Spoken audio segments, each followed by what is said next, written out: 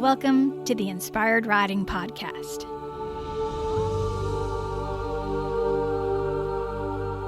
I'm your host, Beth Lauren Parrish. In this podcast, I would love to share with you the story about my horse, Indy. Indy, also known as Indiana Jones, and also known as Don't Call Me Junior, is quite the character. If you've seen any of my social media posts, you'll find him doing that funny face where he's smiling at the camera any moment I point my phone at him. He has brought so much joy and taught me so many lessons over the years. I thought it was time to just dedicate an entire podcast just to him and explain all the little stories that have woven together to create this beautiful relationship and connection that we have now. So when I first met Indy, he actually was living next door to a boarding facility where I was training out of, and his owner would often ride right along the fence line wherever I was riding, and we would just have chats together. And he ended up being like a father figure to me, and we would talk all things about life and horses. And when I found out he was diagnosed with cancer, I was actually quite shocked and very sad, but I understood that he was looking to start rehoming some of his horses. And when it came to Indy, he thought I was the only person that could handle this horse. So let me give you the background. He was actually bred to race, and they took him to the racetrack, and they just said he just wasn't focused enough, he wasn't fast enough. So they brought him back home, and he actually lived in the same paddock with his mother. His mother's name was Perfect Reality. I thought that was so cool. So Indy was about 15-3 bay thoroughbred, pretty much all black with one white stripe, and just really striking, really beautiful. And he had gorgeous movement when you can get him to focus. So he was kind of like one of those ADD kids, like he was just all over the place and not really able to settle into his body and be calm. He just would get fritzed out really easily. So after the racing career never actually happened, he was sold to a woman who wanted to use him for eventing. And from what I heard, I did believe that they were jumping him and he was doing fairly well, but then they were asking him to do bigger and bigger jumps, and they were over-facing him, and he just got fritzed out.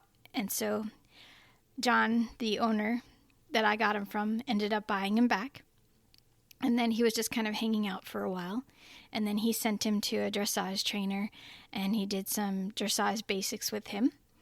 And then he came back, and still he didn't know what to do with him. So he had me come over, and I remember this moment distinctly because I went into his round pen with Indy, and Indy looked at me and kind of snorted, and then he reared up and stood there for like a few seconds, like the black stallion. And I'm like, whoa, this is a lot of energy. Oh my goodness. So I had to breathe and just get really calm and centered and just try to connect with him. And I was able to move him around a little bit in the round pen. And then I went ahead and saddled and bridled him and rode him around. And I felt like he was almost floating the whole time. Like he just wasn't able to ground himself. And I could feel how his movement was really fun, but he was just kind of all over the place in his mind. So what I figured is, by the time I got to him, he was almost 8 years old, and he had all this different types of training, but I don't think he ever had like a really nice foundation to let him feel calm and relaxed in his body. So I could be walking him, and within a few strides of walking, he would just rear straight up, just hand walking him. So he was just like one of those really explosive type horses that just would fritz out in their minds. And I was still fairly young in my early 20s, and I didn't really have any kind of tools in my toolbox at the time to teach him how to relax and teach him how to stay calm. All I knew is that I couldn't pull on the rope. I just had to stand there and wait for him to calm down. And then as soon as he calmed down, I would just pet him. I'm like, oh, good boy, you're back on earth with me. So we went through about a year and a half together where we just did a lot of trial and error. And I had some trainers helping me. and I learned how to long line him, and he actually did really well with that. There was a moment where I dropped one of my long lines, and he just kept trotting absolutely perfectly, watching me, because he knew I was being consistent and quiet with him, and I was able to pick up my other long line and then just keep going with what we were doing. So there was already starting to have a really beautiful connection just from being consistent with him. And that's one of the things I've learned in my career with horses. As long as you're consistent, horses can start to relax with you. Now, he still had this rearing issue whenever he'd get over-faced, and he would actually do it while I was riding. So I learned how to just kind of lean over to the side and just not pull on him and just wait. So it started to get a little bit hairy because I really just did not want to get hurt. And of course, I was training and teaching full time. And there was a moment where I was in a lesson, and unfortunately, the instructor at the time wasn't really thinking. And as I'm about to get on the mounting block, she walked up and said, "How's the wild thing today?" And I thought, that's not a really great way to set up your ride.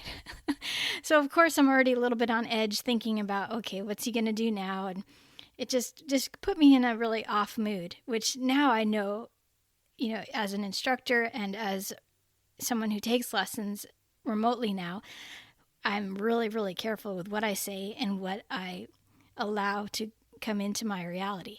So if someone were to do that now, I would say, yeah, I don't think you're the instructor for me. We need to shift this, or, we're going to move on and I'll find someone else that can help me. So in any case, that lesson did not go well and he bucked and I fell off. I actually kind of let myself fall because I just wasn't sure what was going to happen next because he was bucking pretty hard.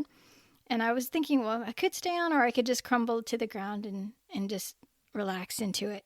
And it was so interesting because the night before, my husband's a stuntman, and he was showing me all these videos of people doing these little falls onto concrete in a very soft and relaxed and zen way.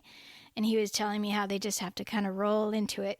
So I think I internalized that, and it worked for me the next day when I was in my lesson and deciding what to do. So I literally just let myself crumble to the ground.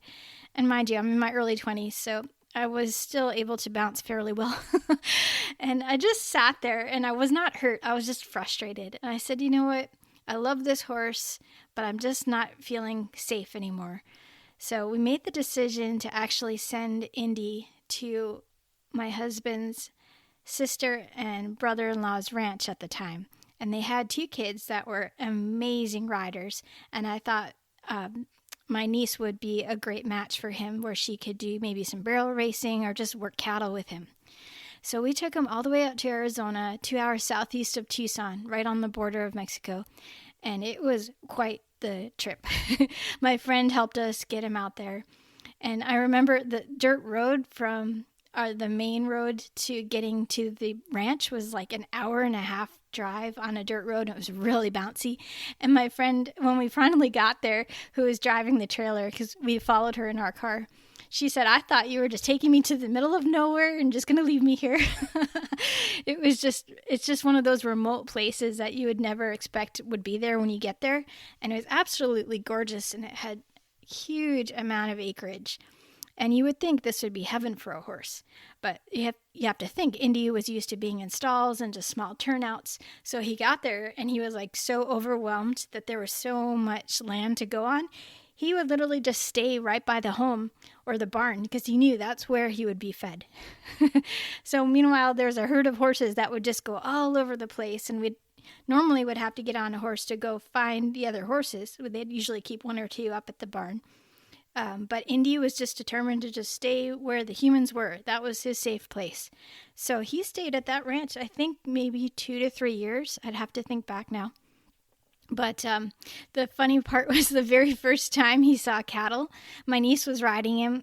We were there with her, and we were going up a hill, and he saw the herd of cattle, and he froze, and then he did the fastest 180 ever and started taking off. And there was no way she could stop him. She was like, "Yep, he doesn't like cows." So their solution, believe it or not, was to get him to live with the cattle. So he'd have to push them in order to get his food. And believe me, that works. So anytime this horse sees any type of cattle, he pins his ears at them and he's like, "I'm going to get you." So that was really fascinating to show their simple solution for helping him get over that fear. So he just kind of hung out there. They didn't actually ride him all that much. And then after those few years, they had to leave that facility, that big ranch. So he ended up coming back to us. And at the time, we had already moved to Texas. And John had already passed away, the one who gave him to me. And he told his widow before he would pass that he was going to leave white feathers for people to let us know that he was around. So believe it or not, the day Indy came back to our place in Texas, he was being shipped to my friend's facility because it was able to receive a bigger trailer. And the stall that we had set up for him had a bunch of white feathers just sitting there. So I was like, oh my gosh, John knows. He knows he's coming home. This is so cool. So we got him back, and unfortunately, it looked like he had ruptured his sinuses, where he had probably flipped over at some point. We're not sure, but his back was really sore, and his face looked like he was actually trying to grow a unicorn horn. And I had never seen such a thing on a horse, but our vet examined him, and he said, yeah, it just looks like, you're just going to have to maybe just walk on him at the most if you ride him, and just let him be a horse, and hopefully this ruptured sinus will eventually subside and go down. And sure enough, it did. So for a whole year of having him back, I just decided to do in-hand work with him, and I taught him tricks. So that's why you see him always offering that funny face where he'll lift up his lip and he'll just go, okay, I get my cookie, right? And then I also taught him a little bit of Spanish walk, and he does a bow as well. And he loves to do that. And he also just loves to walk around with me in liberty. And then his other favorite thing is just pulling on my hair and just making me laugh. He loves to hear me giggle. It's so sweet. So it was about a year where he was obviously not being ridden, and we were just hanging out with him. And then one day he colicked really bad, so we brought him to the vet, and he had to stay at the vet hospital for a few days. And he, thank goodness, survived from that. And the vet was looking at his back, and he said, you know what? It looks like it's doing much better. I think you're going to be okay. So we actually took him to an equine chiropractor, and we had him worked on. And then I slowly started to leg him up, and I was in the round pen with him, just doing lots of basic walk-trot transitions. And this is a horse, like I said, I was very fearful of for the first part of our lives together. So I was being very, very cautious.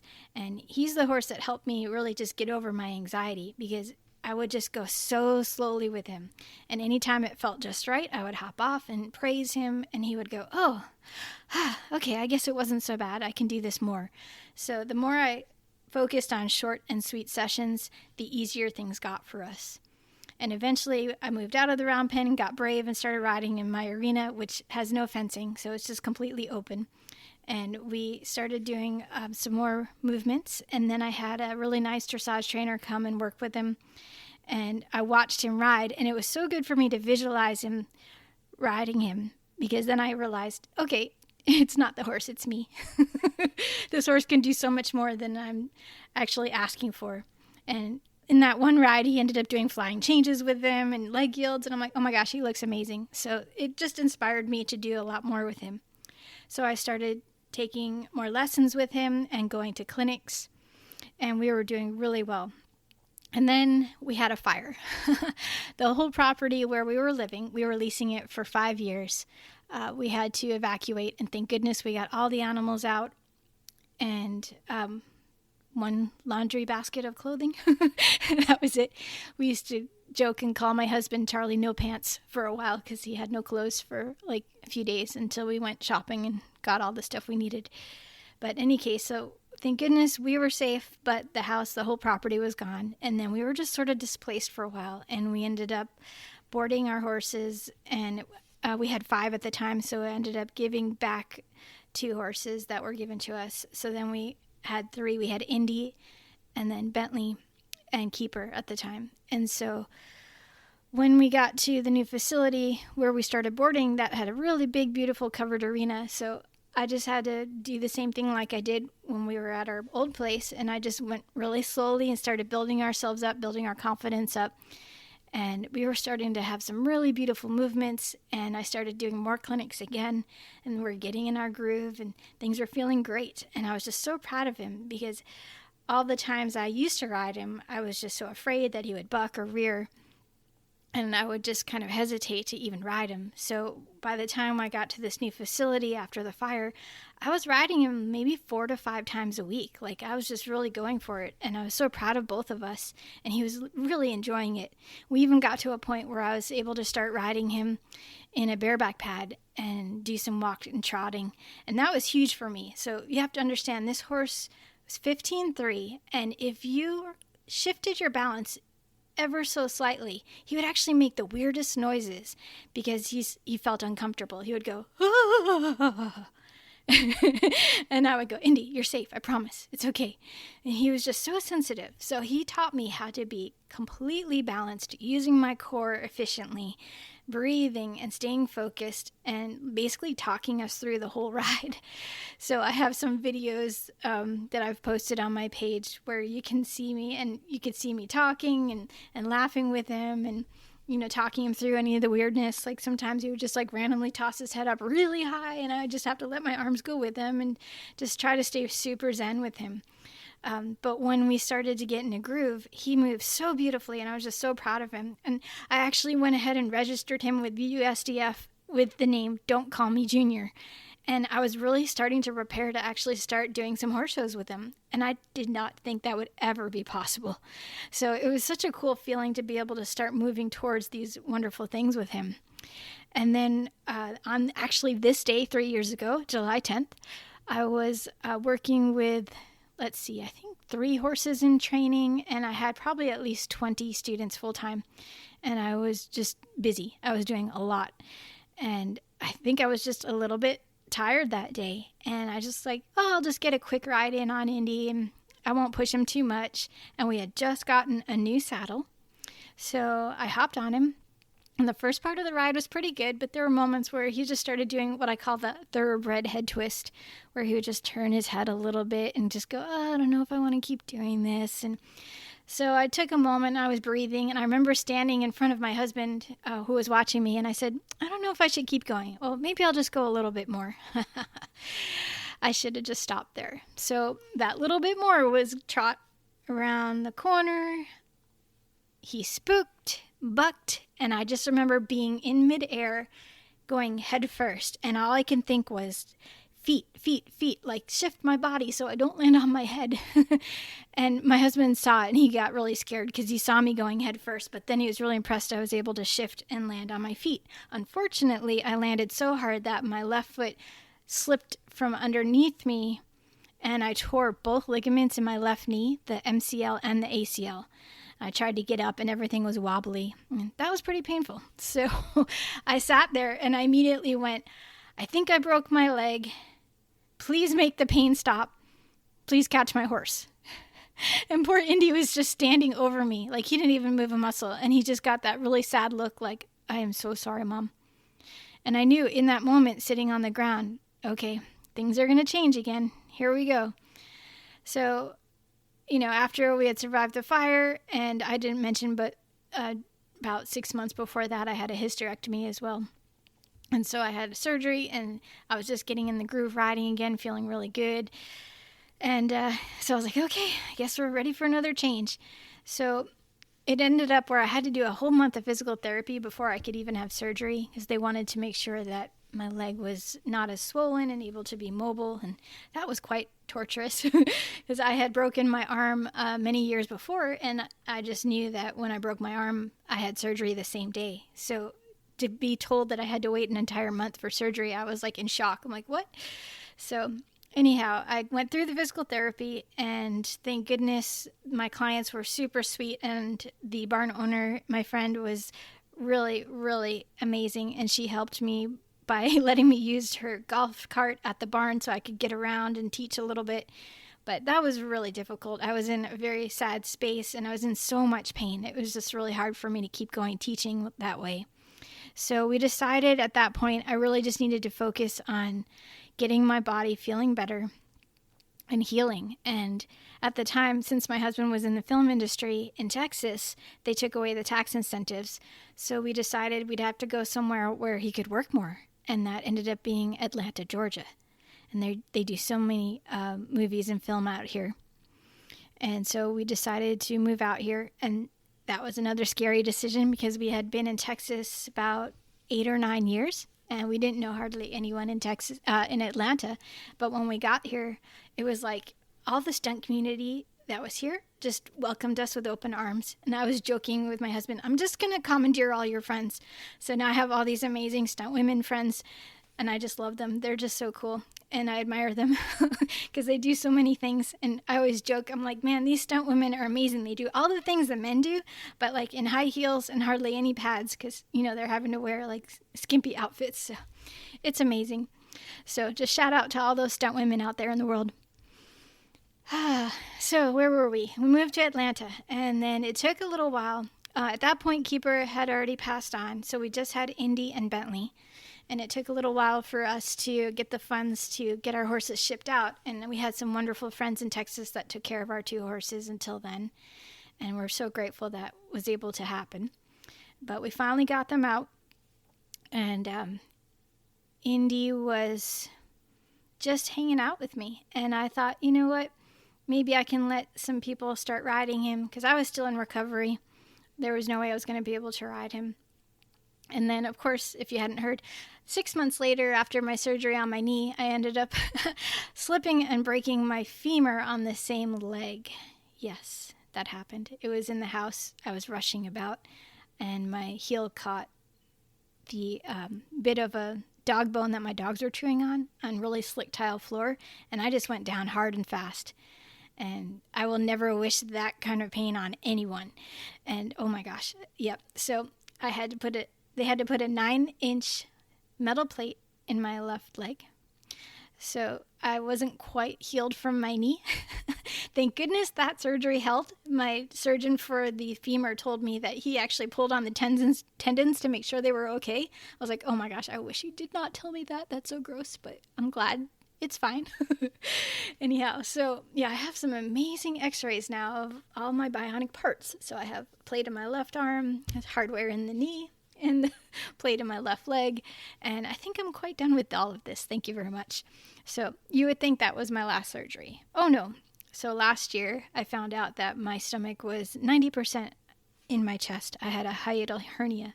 So on my birthday last year, which would be a little more than a month from now, will be the year surgery anniversary. They had to bring my stomach back down to where it was supposed to be. So that's 5 surgeries total I've had, plus survive that fire. And I'm still here smiling and encouraging everyone to just enjoy life as you can and appreciate everything. So back to Indy's story, we ended up just letting him do some lessons with some of the stunt riders that I was doing lessons with out here. And then, of course, COVID happened, so no more lessons. And I just got to thinking, like, you know what? I think we're just going to let Indy be retired, and he can just hang out and be my trick horse again. And believe me, he does not mind. He's become like the total Zen master, and he just hangs out, and he loves to do his tricks. And he absolutely loves music. So if I'm hanging out with him, I'll just start playing some music for him, and he really enjoys it. One of his favorite songs was the Rocky theme song. So I could just start humming it, bum bum ba-da-dum ba-da-dum ba-da-dum, and then next thing you know, he like perks up. It's really cute. So there you go. That is Indy's story, and we've been through so much, and I'm just so very proud of him that he's come this far with us and that he was willing to make all these transformations with me. And he taught me so much about knowing that if you're consistent and if you're full of love and if you keep searching for answers, you will find them and your bond can get stronger. So now I'm perfectly happy with just hanging out with him, and never having to ride him again is no big deal for either of us. For me, I just thought I can't take the risk of getting hurt in case he spooks. And also, he's on the older side. He deserves to just hang out. And if he's bored enough, we can play around and do some more Liberty work. And now he has a little buddy, little Pepper. So we've got Indy and Pepper that are hanging out at our home on about 4 acres. And it's just so much fun to be able to see them right outside the window and know that they're pretty content. So there you go. That's my story about Indy. And if you want to hear his perspective, I can go ahead and read that to you. I think you guys might like that. Let me get to it real quick. So as you guys know, I'm an animal communicator as well. So I went ahead and just let him channel a story. And this was a couple of years back when we still had Bo and Bentley as well. Okay, so here's Indiana Jones and the Quest to be a Good Horse. Hello, everyone. My name is Indy, also known as Don't Call Me Junior. At least that's what my owner likes to laugh about. It's unclear why, but I think it has something to do with the movie that she likes. In any case, I'd like to share some of my stories with you here. I'm living with 2 other horses right now. They are good friends to have. I love being able to roam around and have buddies to hang out with. I remember times when I was locked up in a stall for most of the day. I would often hang out in the corner and play with my bucket for hours on end.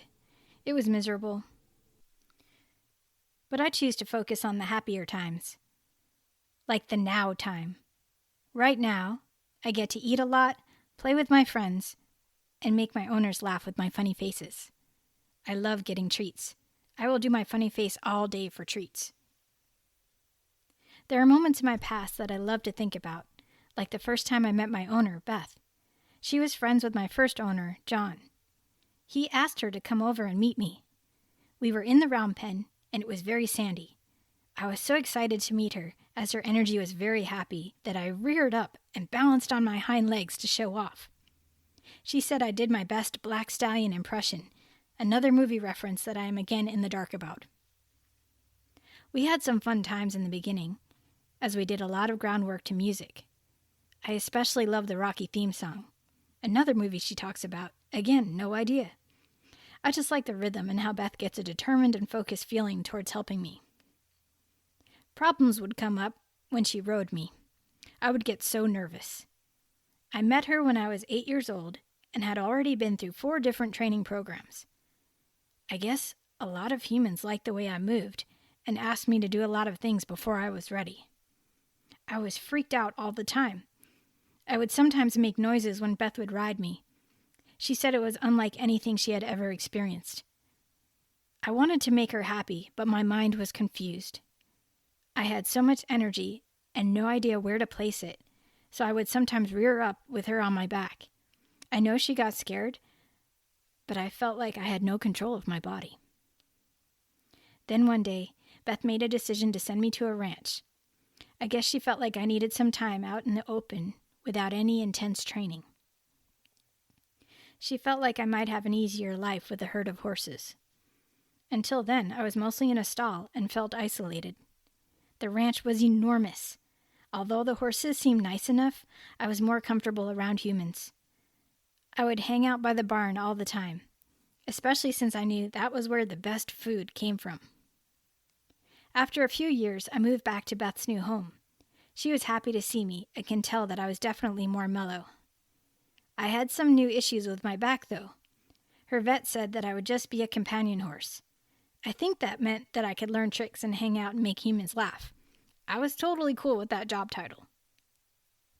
I loved just being with her small herd and hanging out. After about a year later, I had something wrong with my foot. It hurt to put weight on it. The vet took an x-ray and said that I would heal. He then told Beth that my back looked better and that the year of rest had done wonders for my recovery. Once my leg healed, I went on a longer trail ride to step out and have a man push on my back for just a few moments. It popped and I immediately relaxed. Weeks later, Beth and I were enjoying our rides for the first time in our lives together. My mind and my body were so much more relaxed and felt ready for anything. Time went on, and I even helped some of her students. They learned how to ride me quietly. That was my one requirement. I liked to know what they were thinking was also what they were going to do. It just made sense. Everything lines up that way. If the rider was nervous or confused, then I felt the same. Things were going pretty well until a fire happened. We all got out safe, but our home of 5 years and the beautiful trees were all gone. At least that's what Beth said. We never got to go back to sea. I am glad, though. It sounds very sad. So we moved around a bit and finally ended up at a nice place with a covered arena. That's when I was the most happiest in my connection to riding. My Beth went really slowly, building me up to be the best athlete that I could be. I did get scared, but she stayed calm. She used to get scared too, but something in her shifted, so it gave me more confidence. We even went to 2 places where everyone took pictures and a nice lady gave us support. She showed Beth how to ride me even better. I loved how much Beth was enjoying the feeling of riding me. I loved feeling better in my body. Things were going well, until one day I just wasn't feeling right. I tried to tell Beth, but she was tired and not able to hear me. I ended up spooking at something, and before I knew it, I was looking down at her on the ground, feeling really bad. She had tears in her eyes and was clearly in pain, but she said, "It's okay, Indy. I know you didn't mean to. I still love you." I was scared for her, but I was glad she said that. Ever since that day, I haven't been ridden. I moved to a friend's place with my friend Bentley. We stayed there until Beth sent us to our new home. Now Bentley and I and a new horse named Bo all live together in a miniature version of our favorite home with all the trees. I'm happy now. I know I can be a good boy for riding again, if the riders are listening. If not, I'm still happy to be a companion horse. Got any treats?